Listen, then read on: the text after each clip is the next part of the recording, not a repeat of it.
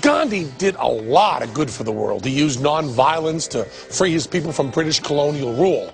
Gandhi was a good guy. Our problem with Mahatma Gandhi isn't the Gandhi part. That just means grosser.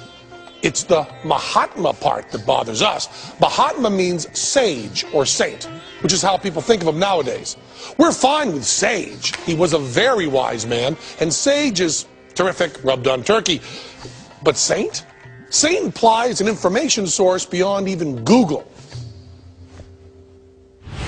I had a wonderful relationship with him. Arun Gandhi, grandson of Mahatma Gandhi.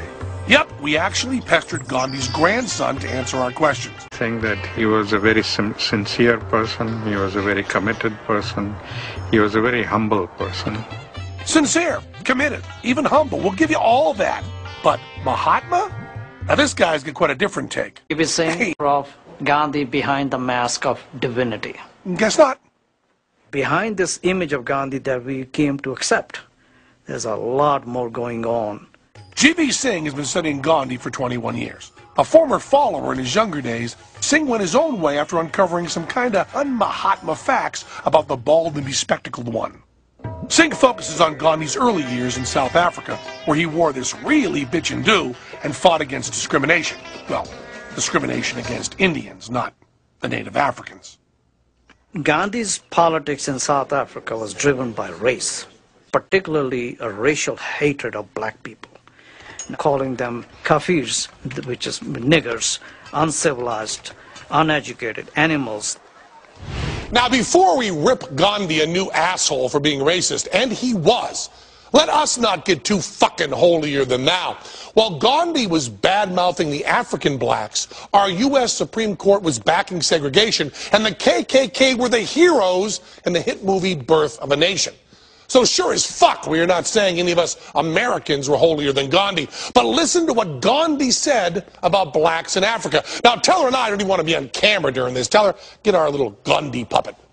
The Kafir's sole ambition is to collect a certain number of cattle to buy a wife with, and then pass his life in indolence and nakedness. They are loafers, a species of humanity almost unknown among the idiots. Okay, so my bullshit Indian accent is pretty fucking racist, but did you hear those words? He's telling everyone, no, do not mistake the Indians for the niggers.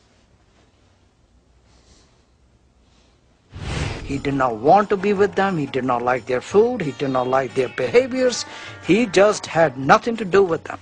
But I was very careful to make my own position very clear. He sure did. Gandhi started a newspaper, Indian Opinion, in which he laid out his racial beliefs in 4 languages. Gandhi had written at least 16 columns in that newspaper, inciting the Indians to go after blacks. I don't agree that grandfather was a racist. You know, he was living in a different era, in different circumstances than we are living now. That's true. He was living in a time when racism was the norm, so Gandhi was normal, and pretty clearly not a saint. If you happen to go to volume 8 and 9 of collected works of Mahatma Gandhi, you can read Gandhi's own writings about those racial hatred of black people. Gandhi never claimed to be a saint.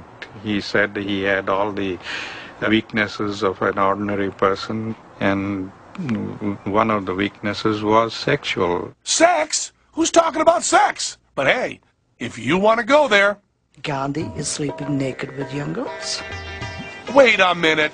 He's sleeping naked with the girls, and the girls are naked too? He's sleeping naked with the girls, and the girls are naked too. Cool. Grandfather did indulge in this experiment to find out whether he had been able to conquer his sexual, weaknesses. What he's doing is preserving his semen.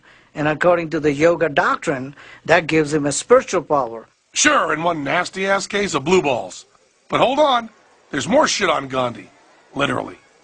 Sources say Gandhi was concerned about internal cleanliness and routinely received enemas and also performed enemas on young girls. No, that's wrong. He never performed young enemas on young girls. Well, at least it wasn't standard operating procedure. Giving enemas became a standard operating procedure for him. Oh. The Holy Father will ask them to sisters, did you have a good bowel movement? And of course, if sisters didn't have the good bowel movement, the Holy Father would be ready there to put it in the back and let them have the enema. So early in the morning, the shit is all over. Yep, Gandhi was a giver. I believe in constructive criticism, but raking up this kind of negativity there, it doesn't really make much sense to me. Man, we're lucky he's into that non-violence thing.